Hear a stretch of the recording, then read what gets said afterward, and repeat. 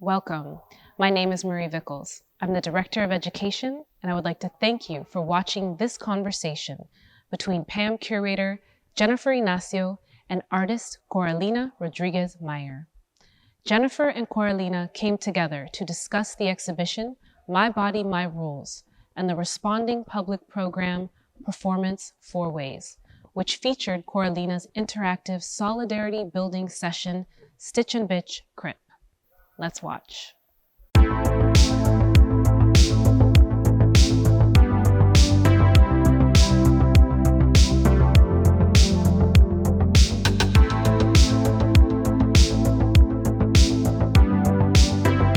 Thanks so much for having me. This is a really wonderful opportunity, and I'm just so honored to be at PAM to have presented my performance of citizenship, but also to be in conversation with so many incredible feminist artists, especially from such diverse backgrounds, not only within the show that you beautifully curated, but also here at PAM. I mean, I just want to call out that it's one of the most diverse museums in the United States, and just incredible, powerful femme team of curators and educators. And so I really did not pass me by to be able to harness that kind of power and energy for the performance. So yeah, the Stich and Bitch that we did, myself and a group of incredible movement leaders from the disability rights community gathered along with different citizens from Miami to create a Cunt Quilt or an abject arpillera made out of worn out women's underwear that were collected through the US Postal Service over the last 4 years since the 2016 presidential election. I started the project as a way, the National Underwear Audit, to account for our bodies and hold our governing bodies accountable. And it's sort of a combination of community organizing, solidarity building, but also kind of imagining what sovereignty will look like in the years to come, which, now 4 years later, I think our country, our nation has really sort of had this arc, this powerful arc. And so I imagined the project when I began as city flags for this feminist city or feminine city that I sort of have all of my work under this urban design master plan called the City of Today for Feminine Urbanism, or AKA Familia. And so the flags, the Cunt Quilt or the abject arpilleras, were, representing that city. And so the city had to be, and these quilts or these arpilleras had to be created of, by, and for our intersectional community. And so through the Stich and Bitches, these performances of citizenship, as well as the protests that happen on the streets, and the activations within the institution are a way to really consolidate our power and to sort of imagine this visionary transition of power, and so and restore the power to the community. And you see a lot of that in your work, in this body of work, the quilt, the Cunt Quilts, that you're building communities, you're doing this very interactive and bringing all these layers, all these stories, right, coming together to create these works, and that don't necessarily have one entry point. Like what we did here at PAM was to talk about disability, but what are the other thematics that were issues that you try to bring into this body of work? Yeah. And how do you build this community? Like, who are these people that you're inviting to collaborate with you? So to be honest, I grew up in Homestead, on the outskirts of the Everglades. My, identity was formed in very different circumstances than what we're dealing with today. And so, I saw myself as a boy growing up, even though in the time that community was very conservative, it was very segregated. And so to identify as queer was not really an option for me.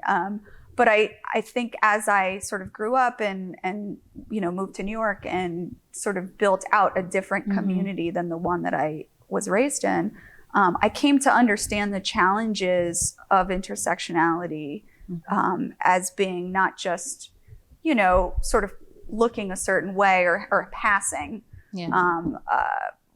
or code switching, but understanding that sort of my privilege as being able to kind of go to New York, become educated, and to be able to also be an artist fully was a really important community that I could harness to engage in these different political issues, which were very central to my upbringing. Your most recent project, the Mother Mold, you were just talking about fast forwarding to your current experience of being a mother and thinking about that. And so how do you just, I think that's such an important part of your practice, that besides, offering works for us to think about and about the issues in question and ponder, you're also providing a platform for troubleshooting and problem solving as a community, as a group. So if you want to talk a little bit about that and how you're, building a community together to look at the issues and create content that I think is beneficial for this community.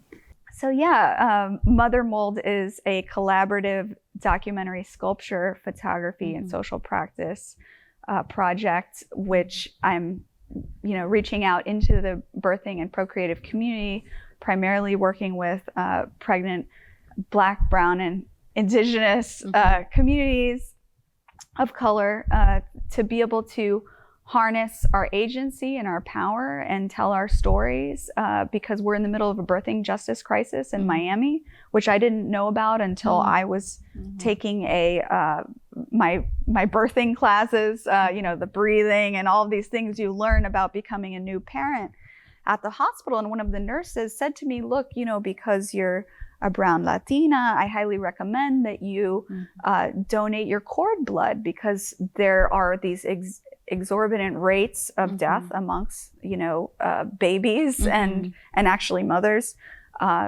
in Miami, and especially amongst Black and Brown communities. So I highly recommend that you donate this cord blood. And so that was kind of the beginning. I mean, it was shocking to me to find that, that Black women are dying at 6 to 10 times the rate as white women in hospitals. And over 60% of those deaths are due to structural violence, which basically means these are preventable deaths. So I think, I felt as an artist, especially had just moved to Miami back from New York after 20 years, and, being birthed on the outskirts of the Everglades by my Indigenous mother, in a car after her precipitous labor, I began to kind of ask these questions, not only through the data, but also, through our culture, and try to understand better, why has this not changed in a whole generation or 2 generations? Why are we being treated the same? And why do we still lack access to proper health care, right? So, and I think, especially it became very visible that some of the organizations nationally and a lot of the sort of feminist groups that are getting attention for this are primarily white women, and also not necessarily centering the voices of people who have long been in this struggle, right? So I think what's exciting about Miami actually is that there is this incredibly powerful birthing justice community that has been working to, help pregnant people of color survive here.